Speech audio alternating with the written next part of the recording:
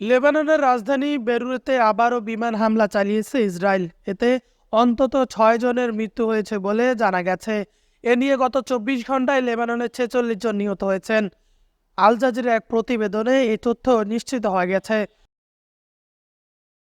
সংবাদ মাধ্যমটির প্রতিবেদনে বলা হয়, মধ্য বেরুতকে লক্ষ্য করে রাতভর ইসরায়েলি বিমান হামলায় অন্তত 6 জন নিহত ও 8 জন আহত হয়েছেন। লেবাননের স্বাস্থ্য মন্ত্রণালয় জানিয়েছে, গত 24 ঘন্টায় লেবাননে ইসরায়েলি হামলায় আরও 46 জন নিহত ও 85 জন আহত হয়েছে। এদিকে ইসরায়েলি বাহিনীর পক্ষ থেকে বলা হয়েছে, আজ লেবাননের সশস্ত্র গোষ্ঠী হিজবুল্লাহ 240টির মতো রকেট নিক্ষেপ করেছে। দক্ষিণ লেবাননে হিজবুল্লাহ যোদ্ধা ও ইসরায়েলি সৈন্যদের মধ্যে যুদ্ধ তীব্রতা হয়েছে। এতে এখন পর্যন্ত অন্তত 8 জন ইসরায়েলি সেনা নিহত। ইসরায়েলের প্রতিরক্ষা বাহিনী জানিয়েছে, হিজবুল্লাহর সর্বশেষ রকেটগুলো 3 ধাপে ছোড়া হয়েছে। এতে 2 ঘন্টার কম সময় নেওয়া হয়েছে।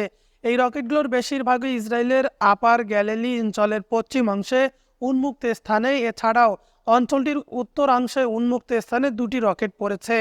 অন্যদিকে ইসরায়েলের গাজায় তাদের আক্রমণ জোরদার করেছে। এতে একটি এতিমখানা সহ আশ্রয়ন কেন্দ্র এবং কয়েকটি স্কুলে পৃথক হামলায় বহু মানুষ নিহত হয়েছেন। ডেস্ক রিপোর্ট, উত্তরের সময়।